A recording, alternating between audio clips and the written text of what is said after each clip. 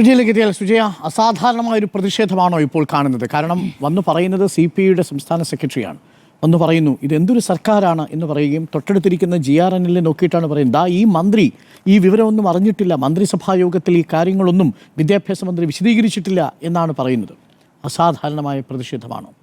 അസാധാരണമായ പ്രതിഷേധമാണ്, അല്ലെങ്കിൽ ഒരു മുന്നണിക്കുള്ളിൽ നിന്ന് തന്നെ സർക്കാരിന് പ്രതിസന്ധി ഉണ്ടാക്കുന്ന നീക്കങ്ങളാണ് CPI നടത്തിക്കൊണ്ടിരിക്കുന്നത്. പ്രത്യേകിച്ചും തുടർഭരണം വേണമെന്നുള്ളത് CPIഎമ്മിന്റെ മാത്രം ആവശ്യമാണോ എന്നാണ് ഇന്ന് CPIയുടെ ഈ പ്രസ്താവന യുദ്ധങ്ങളൊക്കെ കണ്ടപ്പോൾ എനിക്ക് തോന്നിയത്. കാരണം സർക്കാരിന്റെ രണ്ടാം പിണറായി സർക്കാരിന്റെ അവസാന മാസങ്ങളിലേക്ക് കടക്കുന്ന വേളയിലാണ് ഈ പ്രതിഷേധം വരുന്നത്. ചിലർ പറയുന്നത് ഇതൊരു ഐവാഷാണ്, ശബരിമല സ്വർണ്ണപ്പാളി വിഷയം, അതിൽ സർക്കാർ പ്രതിരോധത്തിലായിരിക്കുമ്പോൾ മുന്നണിക്കുള്ളിലെ മറ്റൊരു വിഷയം എടുത്തിട്ടുകൊണ്ട് അതിന്മേലേക്ക് ചർച്ച വഴിമാറ്റി വിടാൻ ഉണ്ണികൃഷ്ണൻ പോറ്റിയിൽ നിന്നും PM ശ്രീയിലേക്ക് ചർച്ച വഴിമാറ്റി വിടാനായിട്ടുള്ള ബോധപൂർവമായ ഒരു നീക്കമാണ്. ബിനോയ് വിശ്വം അങ്ങനെ സബ്മിസീവായി എപ്പോഴും പിണറായി വിജയന് മുന്നിൽ നിൽക്കുന്നയാളാണ്, വെളിയത്തിൻ്റെ ഒന്നും ഒരു കാരിസ്മയൊന്നും ബിനോയ് വിശ്വത്തിനില്ല എന്നൊക്കെ പറയുന്ന ഒരു വിഭാഗം ഒരു ഭാഗത്തുണ്ട്. പക്ഷേ ബിനോയ് വിശ്വം ഇത് ഒരു സർവൈവലിന് വേണ്ടി നടത്തുന്ന, അതായത് CPI എന്ന് പറയുന്ന പാർട്ടിയുടെ ഒരു എക്സിസ്റ്റൻസിന് വേണ്ടി, അതിൻ്റെ അസ്തിത്വം തന്നെ നഷ്ടപ്പെടുകയാണ്. കാരണം ഒരു മുന്നണിയിൽ ഉണ്ടായിട്ടും അവരോടൊന്നും പറഞ്ഞില്ല എന്ന് പറയുന്നത്, ഇപ്പോൾ VD സതീശനോടോ രാജീവ് ചന്ദ്രശേഖരനോടോ പറഞ്ഞില്ല എന്ന് പറയുന്നത് പോലെ അല്ലല്ലോ. മുന്നണിക്കുള്ളിലെ പ്രധാനപ്പെട്ട രണ്ടാമത്തെ കക്ഷിയോട് ഒന്നും പറഞ്ഞില്ല, ഞങ്ങളൊന്നും അറിഞ്ഞില്ല, ഞങ്ങൾ വാർത്ത കണ്ടാണ് അറിഞ്ഞത് എന്ന് പറയുമ്പോൾ ജനറൽ പബ്ലിക്കിനെ പോലെ ട്രീറ്റ് ചെയ്തു CPIയെ എന്നുള്ളത് അവരുടെ ഒരു ആശങ്ക തന്നെയാണ്. അതിന്റെ അടിസ്ഥാനത്തിലാണ് ഇപ്പോഴത്തെ ഈ പ്രതിഷേധങ്ങളൊക്കെ അവർ ഉയർത്തുന്നതെന്നാണ് ഞാൻ മനസ്സിലാക്കുന്നത്. ഇവിടെ നേരത്തെ മാഡം സൂചിപ്പിച്ചല്ലോ MOU എക്സിക്യൂട്ട് ചെയ്തതിനെ കുറിച്ച്. 16-ാം തീയതി ഈ ധാരണാപത്രം ഉണ്ടാക്കിയിട്ടുണ്ട്, അതായത് കേന്ദ്ര സർക്കാർ ഈ ധാരണാപത്രം തയ്യാറാക്കിയിട്ടുണ്ട്. പക്ഷേ സംസ്ഥാന സർക്കാരിന്റെ ഭാഗത്ത് നിന്ന് നമ്മൾ പരിശോധിക്കുമ്പോൾ മനസ്സിലാക്കാൻ കഴിയുന്നത് ഈ ധാരണാപത്രം കൈമാറിയിരിക്കുന്നത് ഇന്നലെയാണ്. അത് K. വാസുകി തന്നെ നേരിട്ട് ഡൽഹിയിലെത്തി കൈമാറുകയാണ് ചെയ്തത്. ഒരുപക്ഷേ കേരളത്തിൽ വിറ്റ്നസ്സായൊക്കെ ഒപ്പിട്ടിരിക്കുന്ന ആളുകളൊക്കെ കേരളത്തിൽ വെച്ചായിരിക്കാം അതിൽ ഒപ്പിട്ടിട്ടുണ്ടാവുക. പക്ഷേ ഒരു കാര്യം വ്യക്തമാണ് മാഡം, ഒരാഴ്ചക്കാലം ഈ ധാരണാപത്രം നമ്മുടെ തിരുവനന്തപുരത്തുണ്ടായിരുന്നു. എന്നിട്ടും ആ ബിനോയ് വിശ്വത്തെ അതൊന്ന് കാണിച്ചില്ല എന്ന് പറഞ്ഞു കഴിഞ്ഞാൽ അത് വളരെ മോശമാണ്. കാരണം തൊട്ടടുത്തല്ലേ CPIയുടെ ഓഫീസൊക്കെ ഇരിക്കുന്നത്. എന്നിട്ടും അദ്ദേഹത്തെ ഒന്ന് വിളിച്ച് അതൊന്ന് കാണിക്കുക. ഇതൊക്കെ ഇപ്പോൾ ഡിജിറ്റൽ ഇന്ത്യയിലാണല്ലോ നമ്മൾ ജീവിക്കുന്നത്. ഒന്ന് വാട്സാപ്പ് ചെയ്ത് കൊടുക്കാമല്ലോ. ഇന്ന് മാധ്യമങ്ങൾക്കൊക്കെ ഒരു 5:30 ആയപ്പോഴേക്കും ഈ ധാരണാപത്രം കിട്ടുന്നുണ്ട്. അപ്പോഴും ബിനോയ് വിശ്വം വാർത്താസമ്മേളനം നടത്തുമ്പോൾ അദ്ദേഹത്തിന്റെ കയ്യിൽ ഈ MOU ഇല്ല. ശരിക്കും പറഞ്ഞാൽ അദ്ദേഹത്തിന്റെ ഗതികേട് ഓർത്തിട്ട് എനിക്ക് അദ്ദേഹത്തോട് വലിയ സഹതാപമാണ് തോന്നിയത്. കാരണം CPIയോട് ഇന്ന് കേരളം സഹതപിക്കുന്ന കാഴ്ചയാണ്. പ്രത്യേകിച്ചും എല്ലാ വിഷയങ്ങളിലും ഭാരതാംബ വിഷയത്തിലടക്കം വലിയ പ്രതിഷേധവുമായി V. ശിവൻകുട്ടിക്ക് പിന്നിൽ അണിനിരന്ന പാർട്ടിയാണ് CPI.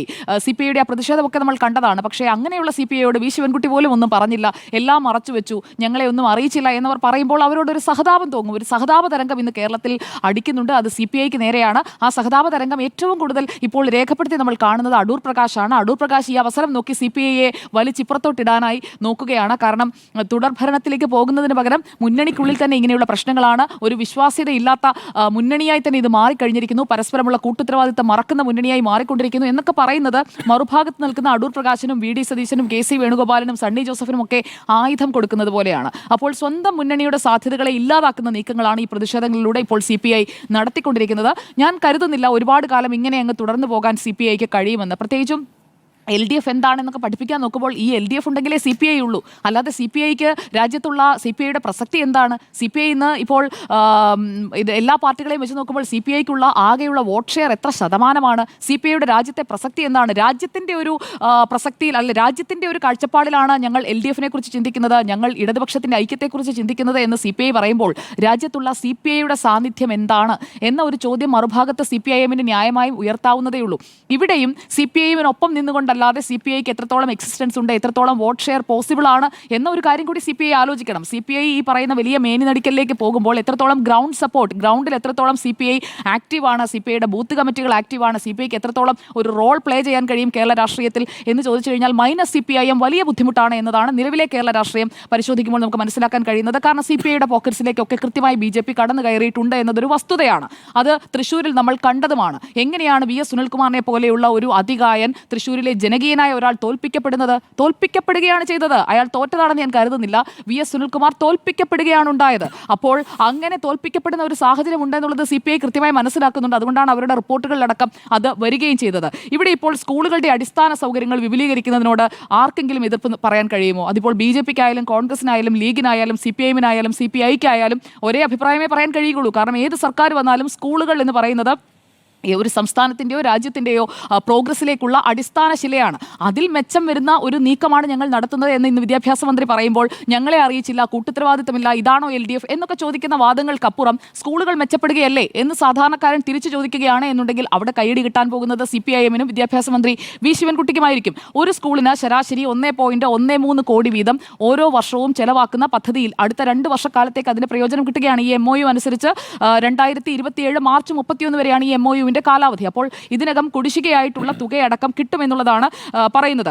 ഇതിൽ 60:40 അനുപാതത്തിൽ കേന്ദ്രവും സംസ്ഥാനവും ചെലവ് വഹിക്കുമ്പോൾ ഇവിടെ CPI ചോദിക്കുന്നത് കേരളം പണം മുടക്കി 40% പണം കേരളമാണല്ലോ മുടക്കുന്നത്. അപ്പോൾ അങ്ങനെ വികസിപ്പിച്ച സ്കൂൾ കേന്ദ്ര ബ്രാൻഡിങ്ങിനായി വിട്ടുകൊടുക്കണോ എന്ന് CPI ചോദിക്കുമ്പോൾ അത് ഈ മാറിയ കാലത്തിൽ അങ്ങനെ ചെയ്യേണ്ടി വരും. ബ്രാൻഡിംഗ് എന്ന് പറയുന്നത് പ്രധാനമന്ത്രിയുടെ ചിത്രം വയ്ക്കുകയല്ല, പ്രധാനമന്ത്രിയുടെ ചിത്രം വയ്ക്കുമെന്നുള്ള ഒരു വലിയ പ്രചാരണമാണ് ഇവിടെ നടന്നിരുന്നത്. പക്ഷേ അങ്ങനെയല്ല എന്ന് വിദ്യാഭ്യാസ മന്ത്രി തന്നെ പറയുകയാണ്. ഇത്രയും കാലം ഈ ദേശീയ വിദ്യാഭ്യാസ നയം എന്ന് പറയുന്നത് RSS അജണ്ടയാണെന്ന് ഒന്നിച്ചു വാദിച്ചുകൊണ്ടിരുന്ന 2 കക്ഷികൾ CPIM-ഉം CPI-യും. അതിൽ CPIM-ന് നയം മാറ്റം സംഭവിച്ചിരിക്കുന്നു എന്നുള്ളൊരു യാഥാർത്ഥ്യമാണ്. വസ്തുതകൾ തിരിച്ചറിയുകയാണ്. വസ്തുതകൾ തിരിച്ചറിയുന്ന, വികസനത്തിന് വേണ്ടി ഈ പണം ഉപയോഗിക്കുന്നതിൽ തെറ്റില്ല എന്ന് തിരിച്ചറിയുന്ന CPIM-നെ അപ്രീഷിയേറ്റ് ചെയ്യേണ്ടതിന് പകരമാണ് CPI കിടന്ന് ഇങ്ങനെ എതിർത്തുകൊണ്ടിരിക്കുന്നത്. ഈ എതിർപ്പ് കൊണ്ട് എന്തെങ്കിലും മാറ്റമുണ്ടാകുമോ? ഈ ഒപ്പിട്ട MOU റദ്ദാകുമോ? ഒരിക്കലുമില്ല. ഈ MOU-യുമായി, ഈ പദ്ധതിയുമായി, ഈ പണം വാങ്ങലുമായി മുന്നോട്ട് പോകാൻ തന്നെയാണ് സർക്കാർ തീരുമാനിച്ചിരിക്കുന്നത്. കാരണം പാഠ്യപദ്ധതിയോ പുസ്തകങ്ങളോ മാറുന്നില്ല. പ്രധാനമന്ത്രി നരേന്ദ്രമോദിയുടെ ചിത്രമൊന്നും അവിടെ ആരും കൊണ്ടുവന്ന് വെക്കാൻ പോകുന്നില്ല. പ്രീഫിക്സായി PM ശ്രീ എന്ന് ചേർക്കുന്നു. അതിപ്പോൾ മറ്റു സ്കൂളുകളിലൊക്കെ നമ്മൾ കാണുന്നത് പോലെ തന്നെ ബദൽ പാഠപുസ്തകമടക്കം പുറത്തിറക്കിയ സംസ്ഥാനമാണ്. ഒഴിവാക്കിയ പാഠപുസ്തകങ്ങൾക്ക് പകരം, പാഠഭാഗങ്ങൾക്ക് പകരം ബദൽ പാഠപുസ്തകം ഇറക്കി അത് പാഠ്യപദ്ധതിയുടെ ഭാഗമാക്കിയ തങ്ങളുടെ കാര്യം അത് CPI മറന്നുപോയോ എന്ന ചോദ്യം അവിടെ വി ശിവൻകുട്ടി ചോദിക്കുന്നുണ്ട്. മാത്രമല്ല CPI ഭരിക്കുന്ന കൃഷിവകുപ്പിലും ഇതുപോലെ തന്നെ PM ശ്രീ അല്ല PM ഫണ്ട് വന്നിട്ടുണ്ടല്ലോ. അപ്പോൾ അത് ഒപ്പിട്ട് വാങ്ങുന്നതിനൊന്നും കുഴപ്പമില്ല. വിദ്യാഭ്യാസ മന്ത്രി ചെയ്താൽ അത് കുറ്റം എന്നുള്ള രീതിയിലാണ് ഇവിടെ കാര്യങ്ങൾ പറയുന്നത്. ഇവിടെ കേന്ദ്രാവിഷ്കൃത പദ്ധതികൾ PM പോഷൺ ആയാലും PM ഉഷയായാലും അങ്ങനെ 82 കേന്ദ്ര പദ്ധതികളിൽ 17 എണ്ണത്തിന്റെയും പ്രീഫിക്സായി PM എന്നുണ്ട്. പ്രധാനമന്ത്രി അല്ലെങ്കിൽ പ്രൈം മിനിസ്റ്റർ എന്നാണ്, അല്ലാതെ നരേന്ദ്രമോദി NM എന്നല്ല. ഇവർക്ക് തെറ്റിപ്പോയതാണോ എന്ന് എനിക്ക് സംശയമുണ്ട് CPIക്ക്. കാരണം നരേന്ദ്രമോദി എന്ന് കേൾക്കുമ്പോഴാണല്ലോ ഈ ഹാലിളക്കം ഉണ്ടാകുന്നത്. അത് അവർ മനസ്സിലാക്കണം. നരേന്ദ്രമോദി എന്നല്ല, പ്രധാനമന്ത്രി PM എന്നാണ്, NM എന്നല്ല. അപ്പോൾ അത് മനസ്സിലാക്കി കഴിഞ്ഞാൽ കുറേ മാറ്റങ്ങളൊക്കെ വരും. പിന്നെ ഈ പാഠ്യപദ്ധതി സംബന്ധിച്ചുള്ള അന്തിമ തീരുമാനം അത് NEP-യുടെ പേജ് 17 സെക്ഷൻ 4 എടുത്ത് നോക്കിക്കഴിഞ്ഞാൽ പാഠ്യപദ്ധതി സംബന്ധിച്ചുള്ള അന്തിമ തീരുമാനം സംസ്ഥാന സർക്കാരുകൾക്കാണ് എന്ന് പറയുന്നുണ്ട്. പിന്നെ NEP-യുടെ ഈ സ്ട്രക്ചറിലുള്ള പ്രതിഷേധം അതും ഇന്ന് വിദ്യാഭ്യാസ മന്ത്രി ക്ലാരിഫൈ ചെയ്യുന്നുണ്ട്. പ്രീ പ്രൈമറി വിദ്യാഭ്യാസം, അധ്യാപക ശാക്തീകരണം, അതുപോലെ തന്നെ എൻറോൾമെന്റ്, ത്രിഭാഷാ പദ്ധതി ഇതൊക്കെ കേരളം പണ്ടേ നടപ്പാക്കിയതാകുമ്പോൾ അതിന്മേൽ ഇനിയും എതിർപ്പെന്തിനാണ് എന്ന് ചോദിക്കുന്നു. 1476 കോടി 13 ലക്ഷം രൂപ കിട്ടുന്നതിന് വേണ്ടിയാണ് ഈ ഒപ്പിടുന്നത് എന്ന് പറയുമ്പോൾ അതിനകത്ത് ഈ PM ശ്രീ ഒപ്പുവെച്ചാലും SCERT സിലബസ് പഠിക്കാനാകും. മാഡം നേരത്തെ പറഞ്ഞല്ലോ കോൺഗ്രസ് സർക്കാരുകളുടെ കാര്യം അവരും ചെയ്തിട്ടുണ്ടെന്ന് മാത്രമല്ല മാഡം, അവിടെ തെലങ്കാനയിലും ഹിമാചൽ പ്രദേശിലുമൊക്കെ അവിടുത്തെ സംസ്ഥാന സിലബസാണ് PM ശ്രീ നടപ്പാക്കിയതിനു ശേഷം പിന്തുടരുന്നത്. അത് അറിഞ്ഞുകൊണ്ട് അത് മറച്ചു വെക്കുന്ന ഒരു പരിപാടിയാണ് കേട്ടോ ഇവിടെ കോൺഗ്രസ് ചെയ്തുകൊണ്ടിരിക്കുന്നത്. കോൺഗ്രസും ലീഗും ഒക്കെ ശരിക്കും പറ്റിക്കുകയാണ് മലയാളികളെ. കാരണം അവരൊക്കെ ഭരിക്കുന്ന, ഇന്ത്യ മുന്നണി ഭരിക്കുന്ന സംസ്ഥാനങ്ങളിൽ അതാത് സംസ്ഥാന സിലബസ് PM ശ്രീയുടെ ഫണ്ട് വാങ്ങിയിട്ട് പഠിപ്പിച്ചുകൊണ്ടിരിക്കുകയാണ്. എന്നിട്ട് വി ശിവൻകുട്ടി അതിവിടെ ചെയ്യുമെന്ന് പറയുമ്പോഴേക്കും വി ശിവൻകുട്ടിയെ അങ്ങ് ക്രൂശിലേറ്റാം എന്ന രീതിയിലാണ് ഇവിടെ കാര്യങ്ങൾ മുന്നോട്ട് പോകുന്നത് എന്നതാണ് ഞാൻ മനസ്സിലാക്കുന്നത്. എന്തായാലും ഇക്കാര്യത്തിൽ ഒരു കാര്യം കൂടി പറഞ്ഞ് ഞാൻ അവസാനിപ്പിക്കാം ഡോക്ടർ അരുൺ. ഇവിടെ ഈ പദ്ധതി നടപ്പാകുമ്പോൾ ഇത് ക്യാൻസൽ ചെയ്യുന്നതിന് അല്ലെങ്കിൽ ഇതിൽ മാറ്റങ്ങൾ വരുത്തുന്നതിന് CPI ഇനി എത്ര സമരം ചെയ്താലും ഒന്നും ചെയ്യാൻ പറ്റില്ല. കാരണം MOU ഒപ്പിട്ടിരിക്കുകയാണ്. ഇതിൽ കൃത്യമായ ക്ലോസിൽ പറയുന്നുണ്ട് department of school education and ലിറ്ററസിക്കാണ് ഇക്കാര്യത്തിൽ ഇംപ്ലിമെന്റേഷനിലും ഫംഗ്ഷണൽ ആസ്പെക്ട്സിലും ഒക്കെ മാറ്റം വരുത്താനായിട്ട് കഴിയുക.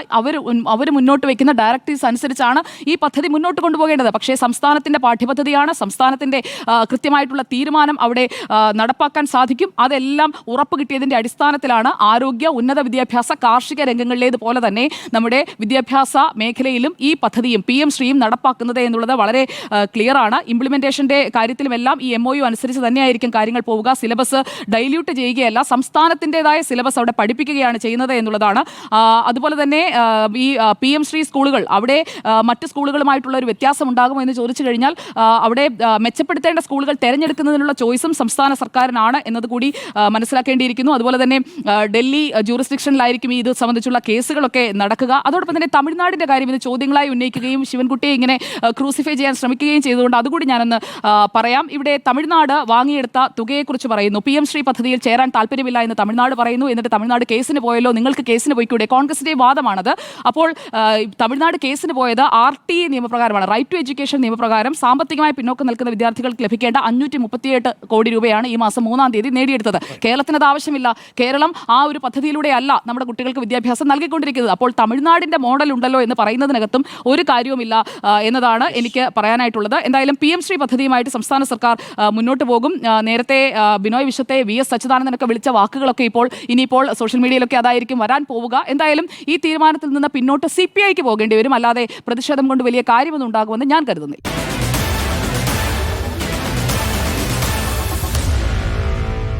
Meet the editors.